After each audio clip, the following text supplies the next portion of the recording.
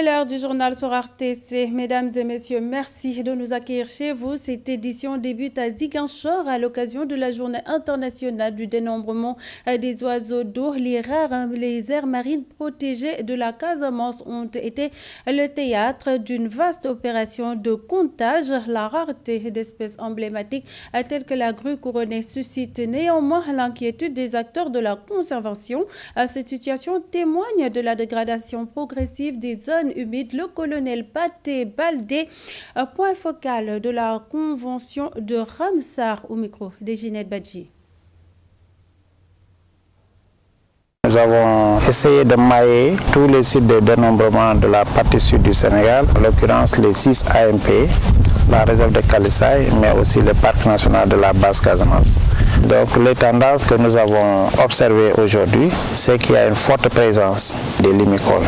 Et parmi celles-là, nous avons les échachés, nous avons aussi les bécassos. On n'a pas vu par contre la barge à queue noire. Nous avons dénombré trois individus de la grue couronnée, et ce qui témoigne encore l'importance de l'AMP, parce que vous savez que la grue couronnée est une espèce mondialement en voie d'extinction. Ce que nous voulons aussi donner comme information, c'est la quiétude. C'est par rapport à l'avancée de la langue salée. Parce que nous avons visité beaucoup de sites qui étaient jadis des périmètres rizicoles. Nous n'avons pas trouvé beaucoup d'anatidés, notamment la famille des canards. Ce qui vraiment nous inquiète, parce que cela montre que ces sites sont en train d'être envahis par la langue salée. Dans la commune de Porokhan, les populations de Keur Moussa Frontière lancent un cri d'alerte: enclavement, manque d'eau potable, insuffisance de matériel sanitaire, rythme un quotidien éprouvant, particulièrement durant la saison des pluies. Reçus par le maire de la commune, les habitants ont présenté leur principale doléance dans l'espoir de voir les autorités apporter des réponses rapides et concrètes. Le point avec Sékou Diallo. C'est un sentiment d'abandon qui domine à Keur Moussa Frontière. Ici, l'arrivée de l'hivernage, d'ordinaire synonyme de bénédiction, est vécue comme une angoisse. En cause, une mobilité quasi nulle, les routes impraticables isolent littéralement ces localités du reste de la commune de Porokhan, rendant tout déplacement périlleux. Nous avons un problème de route. Nous voulons que la route qui nous relie de Porokhan soit goudronnée. Le calvaire ne s'arrête pas là. Malgré l'importance de la zone, l'accès à l'eau potable reste un luxe.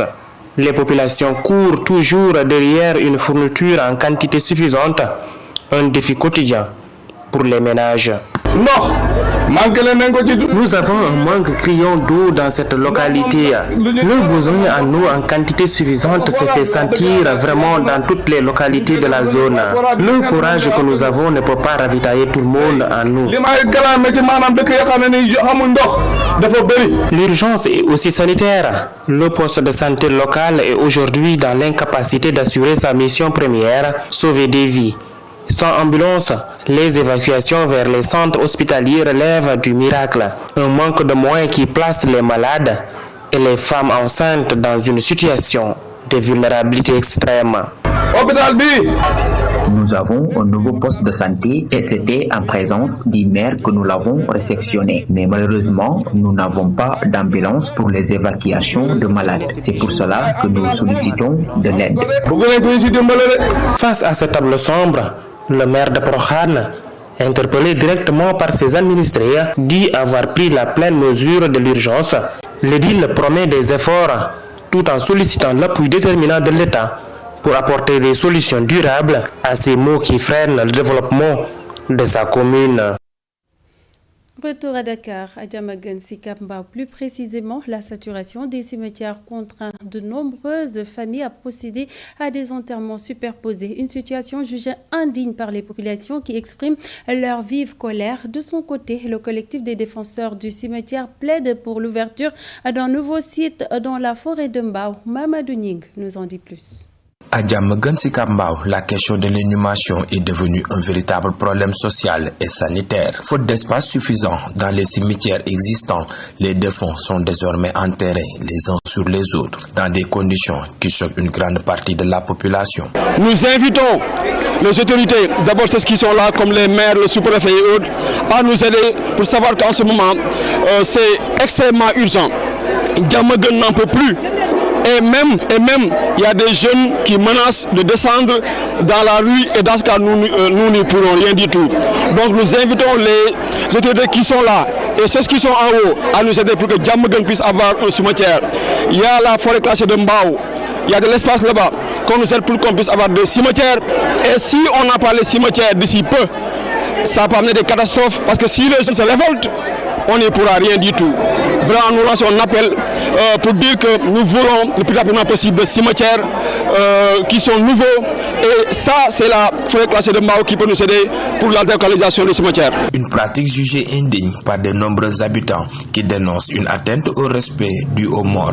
Du côté de la municipalité, reconnaît la gravité de la situation et se dit préoccupé par les blocages qui entourent le dossier du cimetière. C'est un cimetière qui est plein, qui est régulièrement inondé. Et c'est une préoccupation particulière qui est également sur la table des autres autorités.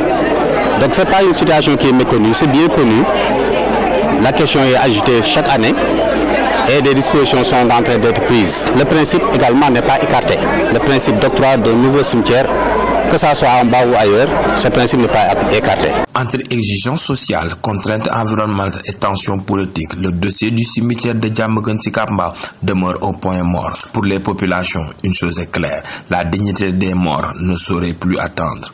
Elle appelle à des décisions rapides, concertées et responsables. Dans l'actualité de ce vendredi également, un ouf de soulagement pour les enseignants longtemps confrontés au manque de mobilier scolaire avec l'appui des populations et bonne volonté du village. Plus de 80 tables bancs ont été réfectionnés. L'école compte plus de 200 élèves. Faute de salles de classe suffisantes, les enseignants font recours aux classes multigrades pour assurer les cours. Les détails avec Oumar Sall. Grâce à la mobilisation de la population et de bonne volonté du village, plus de 80 tables bancs ont été réfectionnées. Un véritable ouf de soulagement pour les enseignants qui ne cessent d'exprimer leur doléance face au manque de mobilier scolaire. L'école de Danebalol avait problème de table banc. Donc aujourd'hui, nous disons Alhamdulillah Rabbil Alamin parce que la population a réfectionné 75 tables bancs de très bonne qualité. Donc on dit que un grand merci. Votre générosité et votre soutien sont vraiment appréciés. Malgré cet effort salutaire, l'école Gana Bolol a besoin encore d'équipements afin de garantir aux apprenants une éducation de qualité. L'école actuellement, vraiment, on a vécu dans des situations très ardues. Parce qu'il y a manque de toilettes, il y a problème de craie, ce qui pose vraiment problème au niveau des salles de classe en tant que directeur. Il y a encore problème de manuel, surtout. Même les salles de classe, on lance un appel à l'État. Depuis 1997, on n'a que 4 salles fonctionnelles. Créée en 1997, l'école compte aujourd'hui plus de 200 élèves. Faute d'un nombre suffisant de salles de classe, le personnel éducatif est contraint de recourir aux classes multigrades pour assurer le bon déroulement des cours. Oumar Sall à Bombay. Pour boucler ce bulletin d'information, l'artisanat local gagne en dynamisme. 20 artisans du département ont bénéficié d'une formation en gestion administrative organisée par l'Office national de la formation professionnelle. Cette initiative vise à mieux structurer leurs activités et à renforcer la performance de leur entreprise. D'autres sessions de formation sont d'ores et déjà annoncées. Malik Ning. 20 artisans du département de Bambey ont été formés par l'ONFP en technique de co-gestion administrative. Gestion des entreprises, technique et entreprises.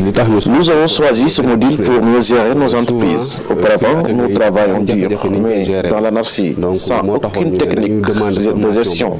Pour nous mieux gérer nos entreprises, pour nous mener exactement la gestion des entreprises, Ces artisans rencontrent souvent des difficultés liées à l'organisation et à la gestion de leurs activités. Donc le secteur artisanal, c'est comme nous l'avons 3 FI. Peut-être. Nos principaux problèmes restent la formation, la formalisation et le financement. Beaucoup d'entre nous ne disposent pas de documents nécessaires pour être en règle. En matière de financement, les banques refusent souvent d'accompagner les artisans de plus de 40 ans. Il est rare de trouver un artisan propriétaire d'une entreprise âgée de moins de 40 ans. L'État, à chaque fois, nous demande de déposer moins de 40 ans, nous financer.